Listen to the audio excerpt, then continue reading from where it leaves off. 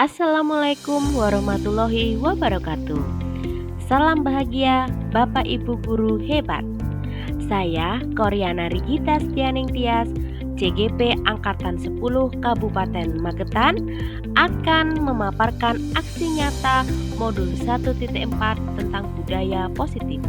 Latar belakang dari aksi nyata yang saya buat adalah budaya positif ialah nilai-nilai, keyakinan-keyakinan, dan kebiasaan-kebiasaan di sekolah yang berpihak pada murid agar murid dapat berkembang menjadi pribadi yang kritis, penuh hormat, dan bertanggung jawab. Dalam mewujudkan budaya positif di sekolah ini dapat diawali dengan upaya pembentukan keyakinan kelas.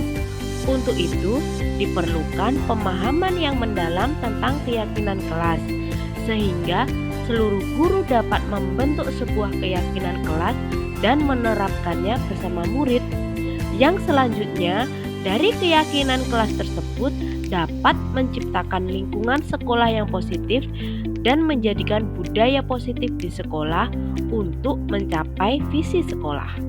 Tujuan dari aksi nyata ini yang pertama, meningkatkan pengetahuan dan pemahaman tentang budaya positif khususnya tentang keyakinan kelas.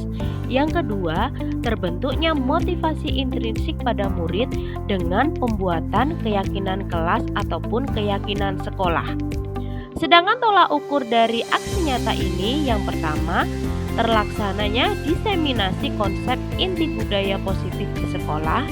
Yang kedua, terbentuknya keyakinan kelas melalui kegiatan kesepakatan kelas yang dilakukan bersama wali kelas dan murid. Dan yang ketiga, murid dan guru konsisten dalam menjalankan keyakinan kelas yang sudah disepakati. Selanjutnya, lini masa dari aksi nyata ini yang pertama, berkoordinasi dengan kepala sekolah. Yang kedua, melaksanakan diseminasi konsep inti budaya positif khususnya tentang keyakinan kelas. Yang ketiga, berkolaborasi dengan wali kelas untuk menyusun keyakinan kelas bersama murid di kelas masing-masing. Dan yang terakhir, menempel hasil keyakinan kelas di kelas masing-masing. Selanjutnya, dukungan yang dibutuhkan untuk aksi nyata ini yang pertama, pihak-pihak yang dibutuhkan yaitu kepala sekolah, wali kelas, rekan sejawat, murid, dan orang tua murid.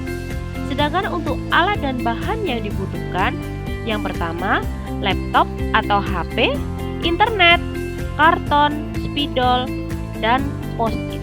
Kegiatan diseminasi budaya positif. Assalamualaikum warahmatullahi wabarakatuh. Waalaikumsalam warahmatullahi wabarakatuh. Selamat pagi Bapak Ibu semuanya.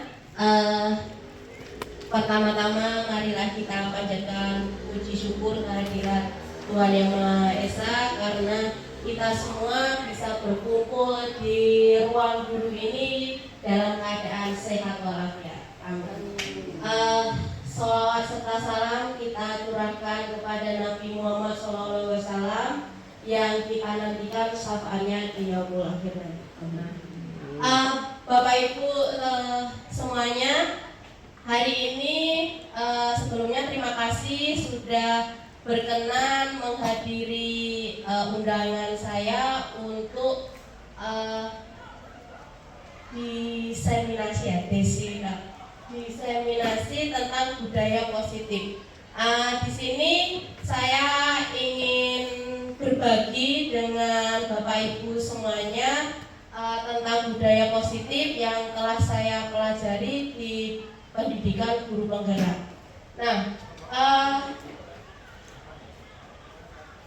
jadi konsep pendidikan menurut Ki Hajar Dewantara ini melibatkan pengakuan atau pentingnya budaya dan lingkungan positif yang ada di sekolah.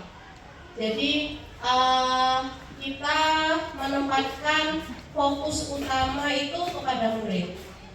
Nah, dalam konsep KHD ini pendidikan ini tidak hanya mentransfer ilmu pengetahuan, tapi juga kita harus mentransfer atau mendidik karakter dari murid kita.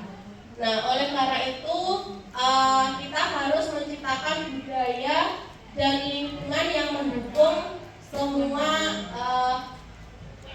budaya positif itu. Nah, apa sih sebenarnya budaya positif itu, Bapak Ibu? Jadi budaya positif adalah nilai-nilai atau keyakinan di sekolah yang berpihak pada murid agar murid dapat berkembang menjadi pribadi yang kritis, penuh hormat dan bertanggung jawab. Jadi keyakinan ini gampangannya seperti norma-norma yang ada di kehidupan kita. Nah, ini adalah konsep inti dari budaya positif itu. Jadi ada perubahan paradigma belajar, disiplin positif, nilai-nilai kebajikan, kebutuhan dasar manusia, motivasi perilaku manusia, posisi kontrol guru, keyakinan kelas, dan segitiga restitusi. Ini adalah inti-inti yang akan kita pelajari. Nah, sebelumnya kita harus pembelajaran itu kita harus berubah, Bapak Ibu. Jadi kita itu pembelajaran sudah memasuki paradigma baru. Jadi pembelajaran dengan paradigma baru ini pembelajaran yang dirancang berdasarkan prinsip pembelajaran berdiferensiasi. Kita sudah sering mendengarkan pembelajaran berdiferensiasi. Nah itu, jadi murid ini belajar sesuai kebutuhannya. Itu berdasarkan profil pelajar Pancasila. Nah ini miskonsepsi tentang teori kontrol. Jadi ada ilusi guru mengontrol murid. Jadi kita ini sering mengontrol murid ya, sering menyuruh murid seperti itu. Kemudian ilusi bahwa semua penguatan positif itu efektif dan bermanfaat. Dan yang ketiga, ilusi bahwa kritik dan membuat rasa bersalah mampu menguatkan karakter. Nah ini kadang kita sering membuat anak merasa bersalah ya. Jadi kenapa kok kamu melakukan ini? Tolonglah, kasihan ibu guru, jangan seperti itu. Nah kadang itu tidak boleh. Kemudian ilusi bahwa orang dewasa berhak memaksa. Nah ini kita sering memaksa anak. Ayo ayo mengerjakan tugas. Nah itu sebenarnya kita tidak boleh ya. Jadi anak itu punya kontrol sendiri. Nah ini mengubah paradigma stimulus respon ke pendekatan teori kontrol. Jadi yang awalnya kita sering ke stimulus respon, kita harus bergeser ke teori kontrol ini. Contohnya tentang kebutuhan itu kita anggap sama, bahwa setiap anak itu mempunyai kebutuhan yang sama. Padahal setiap anak itu mempunyai kebutuhan yang berbeda. Nah ini tentang disiplin positif. Nah disiplin positif itu apa sih Bapak Ibu? Nah disiplin positif ini salah satu cara penerapan disiplin yang bertujuan untuk menumbuhkan kesadaran serta memberdayakan murid tanpa imbalan penghargaan dan ancaman hukuman. Jadi intinya disiplin positif ini lebih ke yang berasal atau tumbuh dari dalam dirinya sendiri. Jadi disiplin yang bukan karena paksaan, tapi dia sadar akan kebutuhannya atau sadar akan dari dalam dirinya sendiri. Nah ini tadi disampaikan bahwa budaya positif ini berisi dengan nilai-nilai Bapak Ibu tadi di awal. Nilai-nilai kebajikan itu adalah nilai yang disepakati bersama lepas dari suatu bahasa ya, suatu bangsa, agama, bahasa maupun latar belakang. Nah ini nilai-nilai yang kita yakini. Nah ini ada beberapa contoh yang paling umum profil pelajar Pancasila yang sudah umum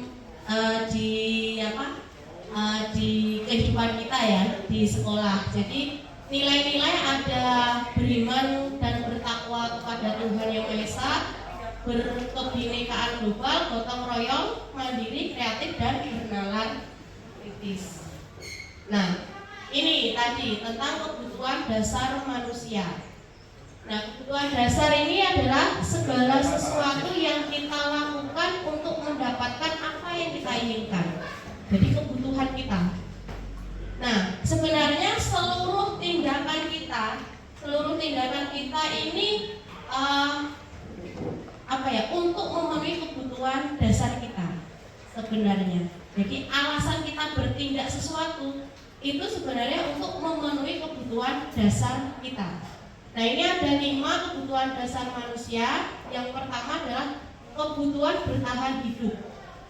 Ini tentang kesehatan, makan, tempat tinggal, itu kebutuhan dasar kita. Kemudian yang kedua adalah kebutuhan kasih sayang dan rasa diterima. Nah, ini kebutuhan menerima atau memberi kasih sayang, diterima oleh sahabat, komunitas, itu masuk di sini. Kemudian kebutuhan penguasaan, kebutuhan merasa diakui kemampuannya. Nah, kemudian kebebasan. Nah, ini kebutuhan untuk mandiri dan untuk mengendalikan dirinya sendiri tanpa gangguan atau intervensi dari luar.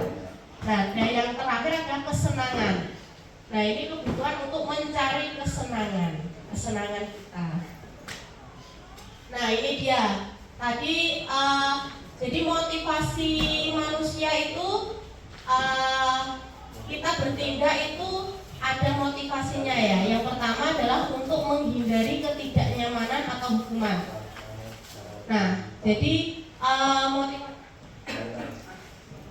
ketidaknyamanan hukuman ini misalnya siswa tidak atau datang tepat waktu biar tidak dihukum. Nah, itu termasuk karena biar tidak dihukum itu tadi motivasinya. Kemudian untuk mendapatkan imbalan. Nah, misalnya anak mau kita mintai tolong, nak minta tolong ambilkan itu, dia mau biar dikasih uang sama gurunya. Nah, misalnya itu kedua contoh ini adalah contoh motivasi eksternal dari luar anak. Nah, harapannya kita nanti sebagai guru ini membentuk anak untuk memiliki motivasi internal, yaitu untuk menjadi mereka yang diinginkan dari dalam dirinya sendiri, karena dia ingin dari dalam. Misalnya saya ingin belajar rajin, bukan karena tuntutan orang tua dan karena guru, tapi karena saya butuh belajar untuk cita-cita saya. Nah, itu adalah motivasi dari dirinya. Nah, ini tadi hukuman, konsekuensi, dan restitusi. Nah, ini hukuman itu biasanya tidak terencana dan bersifat satu arah. Kita langsung menghukum anak. Nah, itu. Kalau konsekuensi ini kita sudah disepakati, tapi biasanya murid ini juga tidak nyaman. Oke. Walaupun sudah disepakati, tapi kadang murid masih enggan untuk melakukan. Nah, ini adalah posisi kontrol guru. Nah, jadi ada 5 posisi kontrol. Tanpa sadar ya Bapak Ibu, kita melakukan atau ini adalah kita bisa refleksi diri ya. Jadi posisi kontrol apa yang selama ini sudah kita lakukan. Jadi yang pertama adalah posisi kontrol sebagai penghukum. Nah, ini kita sering menghukum anak, kemudian kita sering mengeluarkan dengan nada tinggi, kemudian menghardik, kemudian melotot. Nah, itu adalah guru sebagai penghukum. Kemudian ada guru yang membuat rasa bersalah. Nah, ini memelas ya tadi. Jadi tolonglah, kasihan ibu, jangan seperti itu. Nah, itu memelas. Kemudian teman, sebagai teman kita ramah. Hei, nak. Nah, kayak gitu. Hei bro, nah, sama anak seperti itu, sama siswa. Nah, kemudian posisi pemantau, ini menggunakan sanksi dan konsekuensi itu tadi. Kemudian sebagai manajer, nah ini guru bersama murid mempertanggungjawabkan perilaku. Nah, harapannya kita beralih ke posisi posisi sebagai manajer. Saya sendiri juga merefleksikan saya sendiri itu sering sebagai pembuat merasa bersalah dan sebagai teman. Lebih seringnya ke sebagai teman. Ini saya juga dalam proses untuk merubah, belajar terus untuk menjadi sebagai manajer. Nah ini Bapak Ibu, yang ingin sekali saya lebih menekankan bahwa tentang keyakinan kelas. Sebelumnya jadi saya ingin bertanya Bapak Ibu, mengapa kok keyakinan kelas bukan peraturan kelas? Ya, kira-kira kenapa Bapak Ibu? Mengapa kok kita itu lebih mengarah ke keyakinan kelas dan bukan peraturan kelas? Nah sebelumnya saya ingin bertanya, kira-kira kalau tadi Bapak Ibu semua berangkat ke sekolah menggunakan sepeda motor memakai helm atau buatan? Pakai J. Nah, kenapa Bapak Ibu semua itu menggunakan helm? Kira-kira kenapa? Kenapa Bu Lia? Kenapa kok menggunakan helm? Tadi berangkat sekolah kenapa menggunakan? Kalau saya kenapa memakai helm walaupun saya tidak melewati lalu lintas yang ada polisi ya, itu karena kebutuhan kalau saya. Yang pertama kebutuhan untuk melindungi mata, untuk melindungi kepala kalau ya yang ada sesuatu yang tidak kita inginkan. Jadi karena kebutuhan. Ya. Baik, terima kasih Bu Lia. Jadi benar ya Bapak Ibu, ini sudah kalau kita mungkin berpikirnya karena kebutuhan kita, keselamatan kita. Tapi ada juga orang yang menggunakan helm karena takut ditilang polisi. Nah, ya kan. Nah, itu juga berarti dia melakukan itu terpaksa, betul J, terpaksa, bukan dari dirinya sendiri. Nah itulah mengapa kita lebih ke keyakinan, karena itu berasal dari diri kita. Kalau peraturan berarti ya terpaksa itu tadi, karena bersifat satu arah. Nah jadi keyakinan sekolah itu berupa nilai-nilai kebajikan universal yang sudah disepakati tadi, baik secara tersirat, tersurat, dan mudah diingat, dan tentunya harus dilaksanakan. Nah ini, jadi pembentukan keyakinan kelas ini bersifat abstrak, pernyataannya universal, dibuat dalam pernyataan positif sedikit saja deh, agar mudah diingat. Kemudian sesuai dengan kondisi kelas dan sekolah, semua warga sekolah harus terlibat dalam pembuatannya. Kemudian tidak lupa meninjau dari waktu ke waktu apakah sudah sesuai dari tahun ke tahun. Nah itu apa sih keyakinan kelas? Contohnya gambarannya adalah disiplin. Nah itu keyakinan kelas. Kemudian kesopanan, keindahan. Nah ini baik. Ini bisa dilihat kenapa sih kok keyakinan kelas. Jadi yang pink ini adalah peraturan kelas. Nah kita sudah punya peraturan kelas dan punya tata tertib kelas atau tata tertib sekolah J. Nah itu nanti untuk apa ya, itu tadi masih bersifat memaksa dan bersifat satu arah. Nah dari peraturan-peraturan ini bisa kita ubah menjadi keyakinan kelas kita. Kita sepakati dengan anak kita. Nah dari peraturan kelas ini nantinya harapannya itu akan menjadi keyakinan kelas. Jadi setiap siswa nanti mempunyai keyakinan saya harus disiplin yang muncul dari dirinya sendiri. Nah kalau anak sudah mempunyai keyakinan kelas, otomatis lingkungan di sekolah kita akan kondusif, ya kan? Nah, kalau misalnya anak-anak sudah mempunyai kedisiplinan, otomatis lingkungan sekolah kita akan positif. Nah, dengan lingkungan sekolah yang positif, otomatis secara terus-menerus akan menjadi budaya positif di sekolah kita. Nah itu ya, itu hubungan dari keyakinan kelas. Nah ini adalah langkah-langkah, nanti bisa diaplikasikan waktu jenengan semua menjadi wali kelas di awal pembelajaran, jadi untuk membuat kesepakatan kelas, atau mungkin kalau guru mapel bisa membuat kesepakatan kelas atau keyakinan kelas. Jadi yang pertama adalah mempersilahkan seluruh anggota untuk menyampaikan peraturan. Nah, kalau sudah disampaikan peraturannya, kemudian peraturan itu diubah, dilihat apakah ada kalimat negatif. Kalau ada, kita ubah menjadi kalimat positif. Misalnya dilarang terlambat. Nah, ini bisa diubah menjadi datang tepat waktu. Nah, seperti itu.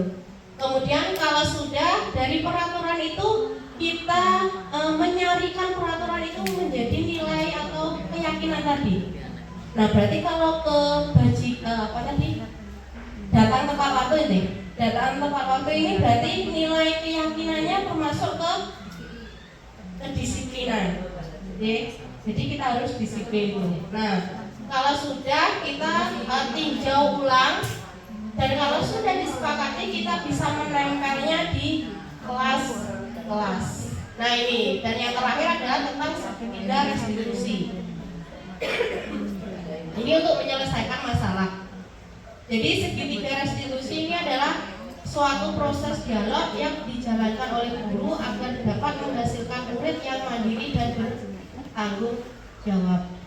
Jadi saat kita ada anak yang membuat masalah atau ada masalah, kita bisa melaksanakan segitiga restitusi ini. Jadi yang pertama adalah menstabilkan identitas. Nah, tujuannya ini mengubah identitas anak jadi orang gagal menjadi orang sukses. Nah, contohnya mungkin tidak apa-apa nak, kesalahan itu tidak hanya kamu yang melakukan, saya dulu juga pernah. Nah, bisa kita menggunakan kata-kata seperti itu. Kemudian yang kedua adalah validasi tindakan yang salah. Jadi meyakini setiap tindakan baik buruk yang dilakukan pasti mempunyai tujuan. Nah ini tadi kita sudah belajar tentang kebutuhan dasar manusia tadi. Jadi setiap tindakan itu untuk memenuhi kebutuhan anak. Jadi misalnya ada anak yang sering membuat onar, sering membuat istilahnya caper ya, cari perhatian kita. Nah mungkin dia melakukan itu karena di rumah dia tidak dapat perhatian, dia ingin mencari perhatian. Nah itu, jadi untuk memenuhi kebutuhan dasarnya. Nah yang ketiga adalah menanyakan keyakinan. Nah ini anak dihubungkan dengan nilai-nilai yang sudah kita sepakati tadi.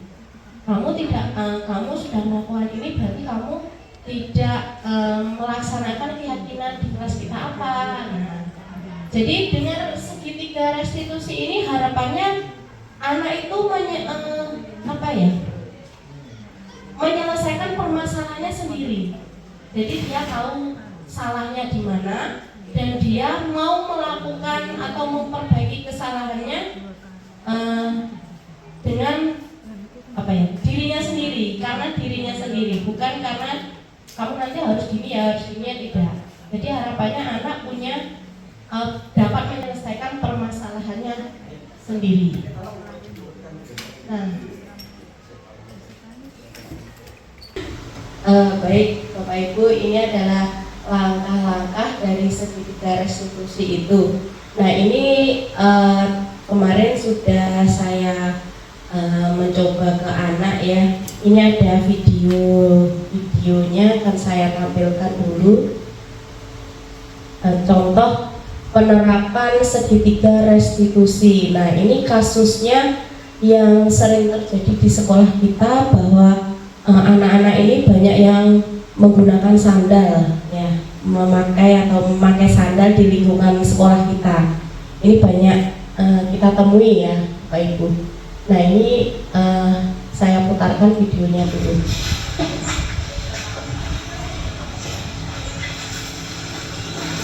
Sakti, sini sebentar. Nah ini terjadi ke anak saya Septi yang menggunakan sandal di lingkungan sekolah.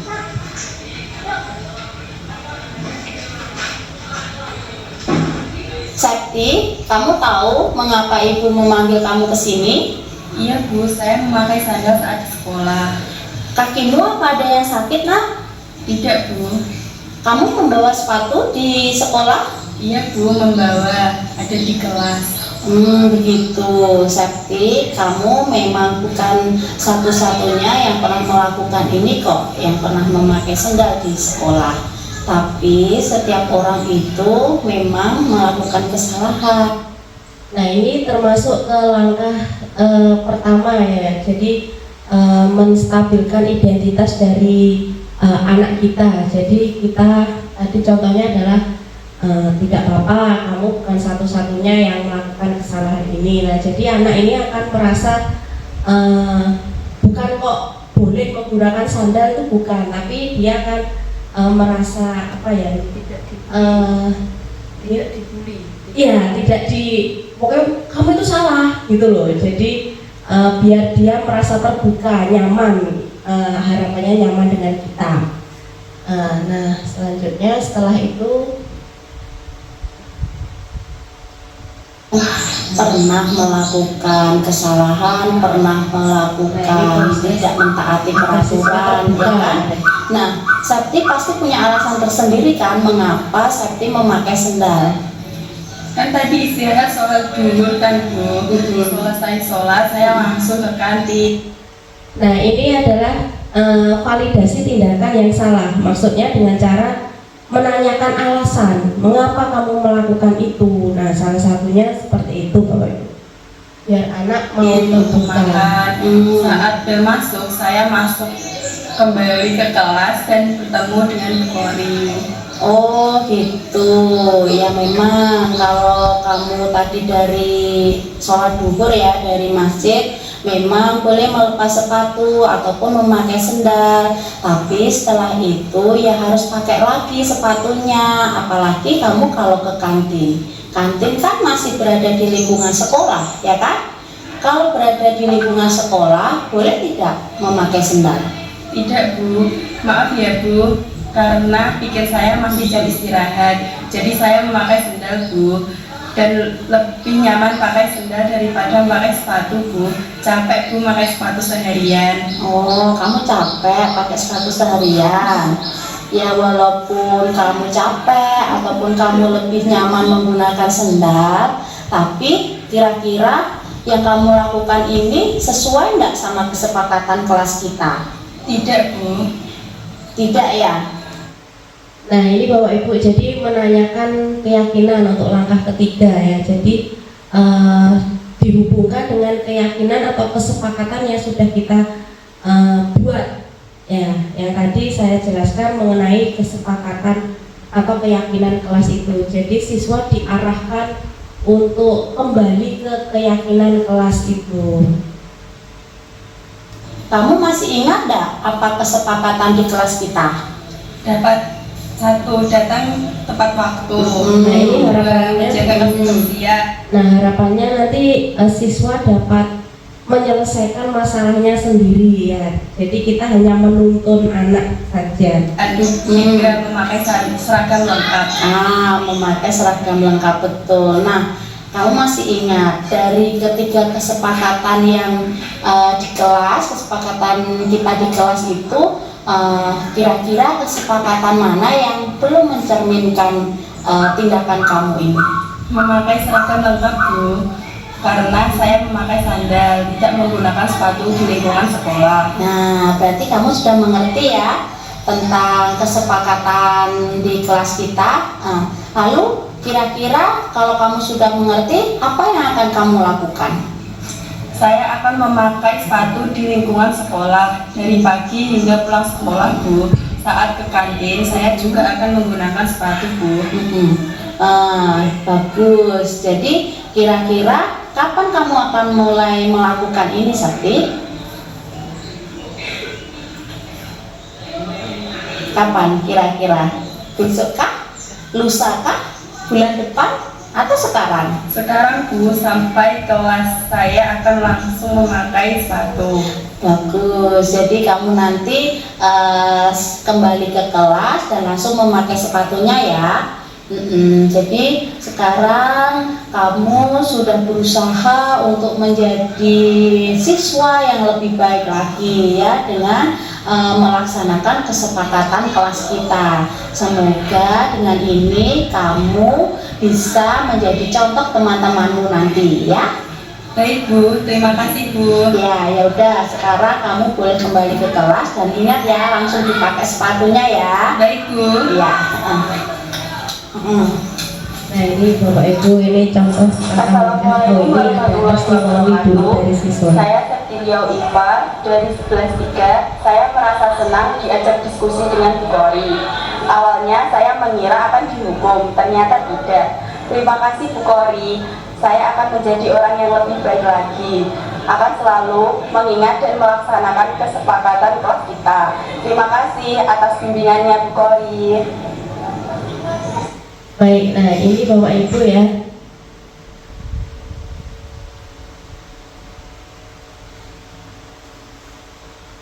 Nah itu tentang langkah-langkah penerapan segitiga restitusi. Jadi harapannya nanti siswa itu bisa langsung bisa menyelesaikan masalahnya sendiri. Jadi kita hanya membimbing. Nah seperti itu. Mungkin ada pertanyaan tentang ini, monggo disilakan. Bu Lia, monggo bisa maju ke depan.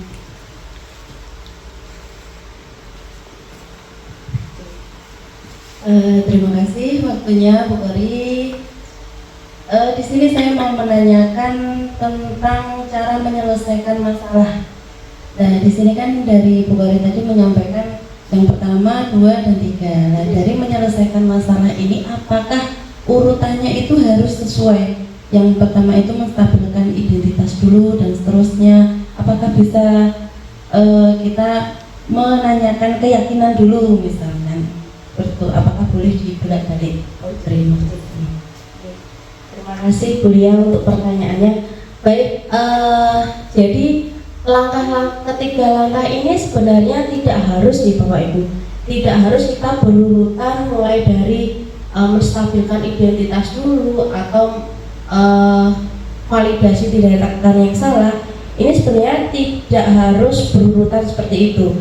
Jadi kita bisa membolak-balik membolak-balik tergantung kondisi atau permasalahannya. Jadi dan tergantung siswa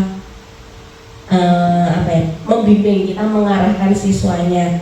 Nah itu jadi mungkin jadi intinya dengan menstabilkan identitas ini intinya membombong anak agar anak itu tidak merasa disalahkan, tidak merasa dihakimi. Jadi mereka akan lebih terbuka dengan kita. Nah untuk yang validasi tindakan yang salah ini juga bahwa intinya untuk menanyakan apa sih sebenarnya kebutuhan dasar yang diinginkan siswa itu, apa yang belum terpenuhi. Nah itu kita menggalinya dari situ.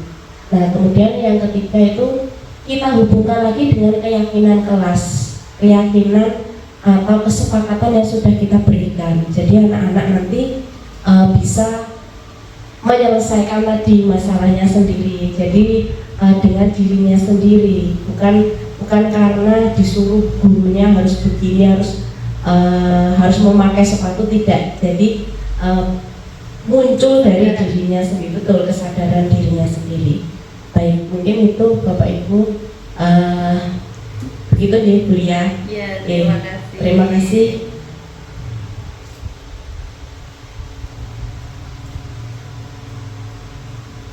Baik, selesai, terima kasih. Mungkin ini yang bisa saya sampaikan, saya sharing kepada Bapak Ibu sekalian. Kira-kira dari apa yang sudah saya sampaikan ada pertanyaan mungkin dari Bapak Ibu semua?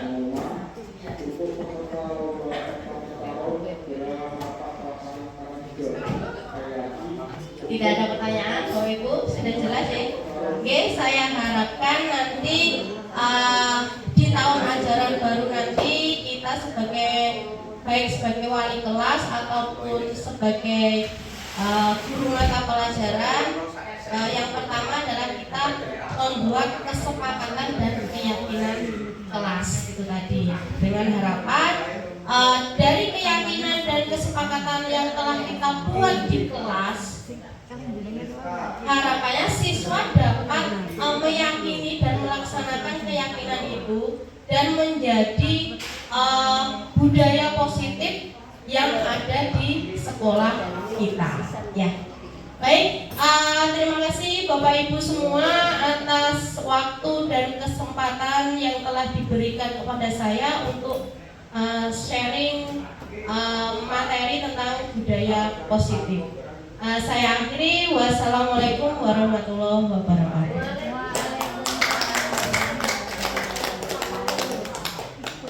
Terima kasih Bapak Ibu.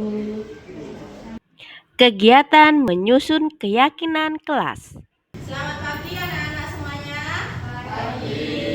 Oke, di awal tahun pelajaran ini ya, kita akan membuat kesepakatan kelas ya. Jadi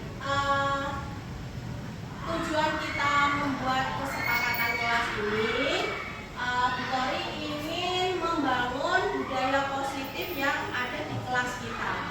Jadi harapannya apa? Harapannya kalian nanti atau Bu Kori tidak lagi mendengar keluhan kalian, Bu si A tidak buang sampah, Bu si B tidak mau piket. Nah, seperti itu ya. Jadi dengan adanya keyakinan kelas yang akan kita bentuk hari ini ya, harapannya setiap warga dari kelas ini nanti akan mengikuti itu dan kelas akan menjadi kondusif ya, tidak ada lagi celotehan-celotehan yang seperti tadi ya yang Ibu contohkan. Nah, sebelum itu mungkin kalian bertanya-tanya ya kan, apa sih keyakinan kelas ya kan? Bingung kan? Belum tahu kan apa keyakinan kelas? Nah, sebelum itu Bu Kori mau bertanya kepada kalian. Kalian tahu peraturan di sekolah kita atau tata tertib di sekolah kita? Tahu? Apa contohnya? Apa? Nah? Tidak boleh datang terlambat. Nah, itu sebuah tata tertib, ya kan? Nah, tata tertib ini yang membuat siapa? Kira-kira? Sekolah, ya kan? Kalian tinggal melaksanakan atau tinggal mematuhi. Kira-kira di hati kalian itu terpaksa nggak? Atau itu sudah menjadi budaya kalian? Aku harus datang tepat waktu. Ya benar. Nah, seperti itu ya. Jadi harapannya seperti itu. Nah, jadi kalau peraturan itu biasanya sekolah yang membuat, kalian tinggal melaksanakan. Nah, beda dengan kesepakatan kelas. Kalau yang namanya kesepakatan berarti kita undingkan, ya kan, apa yang akan menjadi kesepakatan kita ini kayak tadi. Oke, berarti kalau kesepakatan kita harus datang tidak terlambat ya. Berarti kalian dengan sukarela untuk datang tepat waktu, untuk tidak terlambat, ya kan? Nah, itu karena kesadaran diri kalian. Nah, seperti sama. Satu contoh lagi, misalnya Bu Kori mau tanya, kalian ke sekolah naik motor? Iya. Pakai helm nggak? Pakai helm. Nah, kira-kira kalau kalian pakai helm itu karena apa? Biar selamat.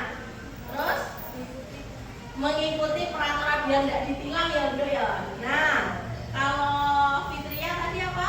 Biar selamat. Terus bisa apa Zam? Kamu kok pakai helm kenapa Zam? Biar apa Zam? Biar. Nah, itu tadi ada yang karena aku dibilang atau polisi karena keselamatan. Nah, itu adalah contoh tadi bahwa mengapa kok tidak peraturan, mengapa kok harus kesepakatan atau keyakinan? Karena kalau peraturan itu kalian antara pegel ya, terpaksa dan pokoknya terpaksa mengikuti ya kan, bukan kemauanmu. Tapi kalau keyakinan itu berarti dari kamu sendiri ya kan. Nah itu cara kerja.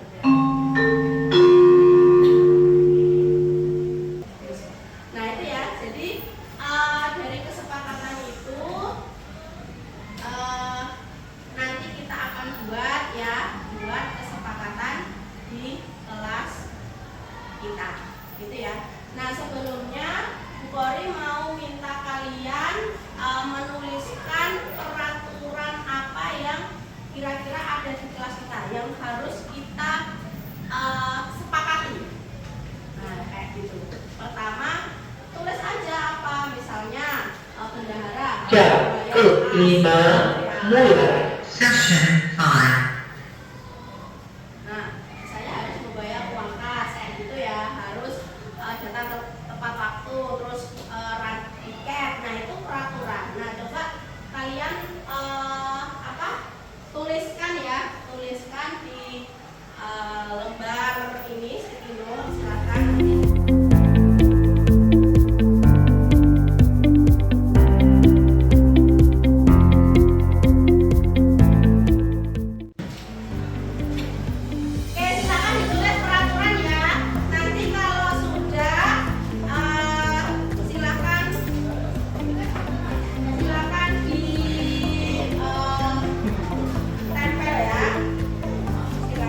Tempel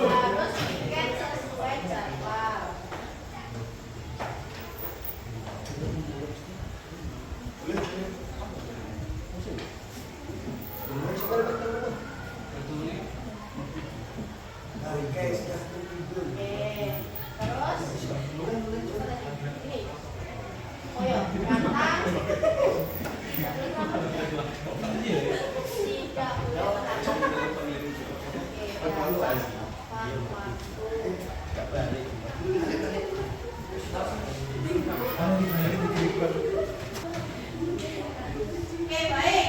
Jadi ini adalah peraturan kelas kita ya. Peraturan kelas kita yang sudah kita sepakati tadi ya. Nah, dari keenam ini kita akan ubah menjadi kalimat positif. Kan kalau misalnya tidak boleh berisik kan kalian nggak enak ya. Nah, jadi kita ubah menjadi kalimat positif. Kira-kira apa nak nomor satu ini? Kalau menjadi kalimat positif, tidak boleh berisik. Berarti apa? Kira-kira?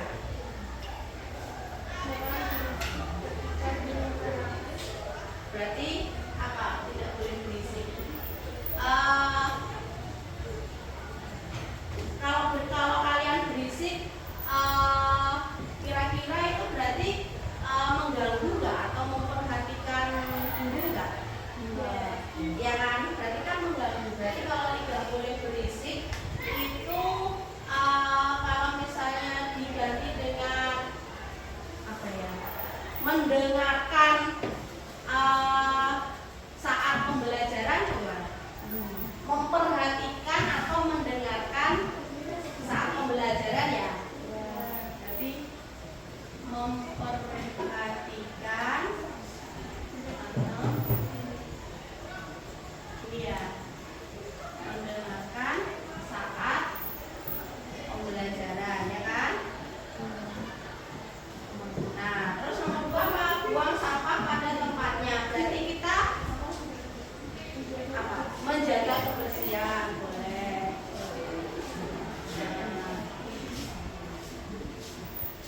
Nah, menjaga kebersihan ya. Terus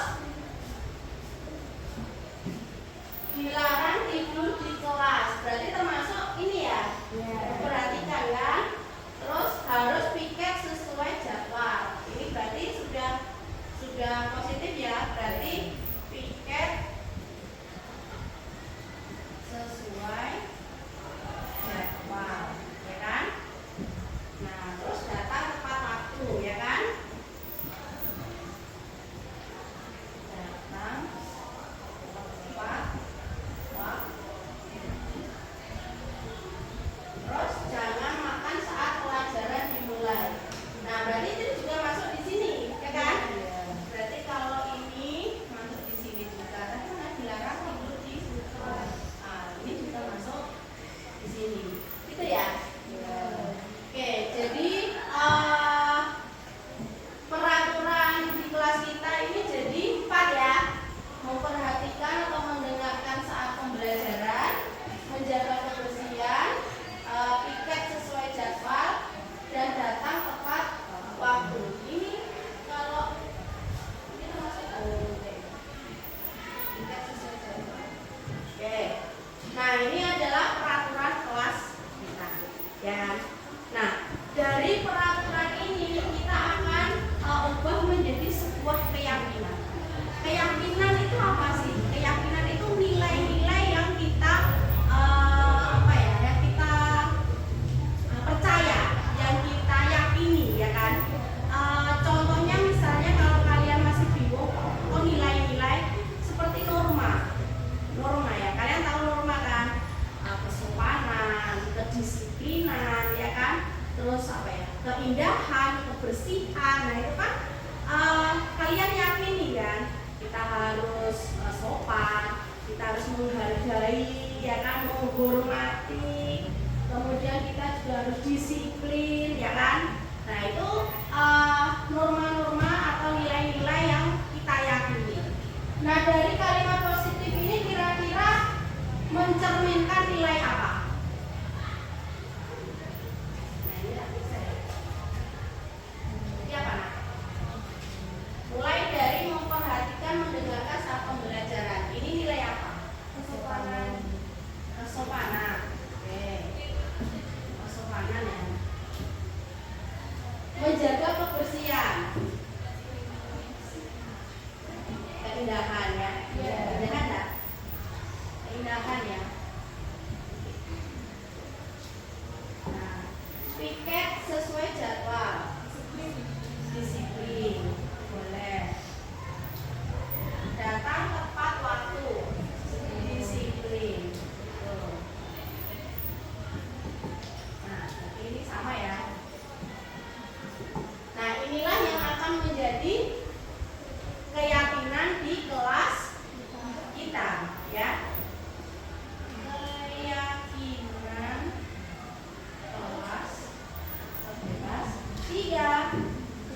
Jadi apa?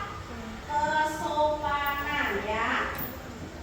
Nah, terus yang kedua keindahan. Oke, keindahan. Yang ketiga disiplin. Oke. Nah, ini adalah keyakinan di kelas kita.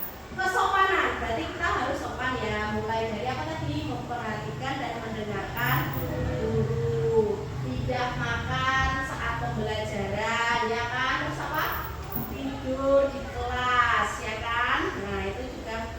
Kemudian yang kedua keindahan apa, menjaga kebersihan, membuang sampah pada tempatnya ya kan. Terus yang ketiga disiplin. Oke, apa tadi? Datang tepat waktu, piket tepat waktu ya, disiplin. Bel istirahat masuk juga langsung ya kan. Nah itu mengumpulkan tugas juga termasuk ke disiplin. Memakai atribut sekolah yang lengkap juga termasuk disiplin. Nah seperti itu ya. Gimana anak? Sepakat? Keyakinan kelas kita? Oke. Bareng-bareng kita ucapkan ya. Keyakinan kelas 11 3. Yuk. 1, 2, 3. Keyakinan kelas 11 3. 1. Kesopanan. 2. Keindahan. 3. Disiplin. Ya. Baik, bagus. Dengan ini ya, dengan terbentuk kita harus sepakat ya, kelas kita sepakat untuk selalu berpedoman ya, selalu menerapkan, selalu ingat tentang keyakinan kelas 11 3. Oke, gitu ya. Nah, ini pesannya Bu Kori tidak hanya diterapkan kalau ketemu atau di kelas kita atau pas pelajarannya Bu Kori saja, tapi juga di seluruh pelajaran. Harapannya itu bisa menjadi motivasi kalian ya, motivasi yang nanti akan tumbuh menjadi sebuah apa ya, apa itu namanya, rutinitas ya kan, rutinitas, terus menjadi budaya kalian ya kan. Kalau sudah menjadi budaya berarti mencerminkan perilaku kalian. Itu ya nak. Oke, kalau sudah, terima kasih, kesepakatan kita sudah terbentuk. Saya akhiri. Wassalamualaikum warahmatullahi wabarakatuh. Waalaikumsalam warahmatullahi wabarakatuh. Kegiatan menempel keyakinan kelas. Teman-teman, ini keyakinan kelas yang sudah kita sepakati, yaitu kesopanan, keindahan, disiplin. Ini akan kita pasang di kelas biar kalian semua ingat. Oke, kita pasang ya Kak ya. Ayo salah satu minta tolong dibantu untuk masang. Pasang. Pasang. Bisa? Minta tolong dibantu cara saya.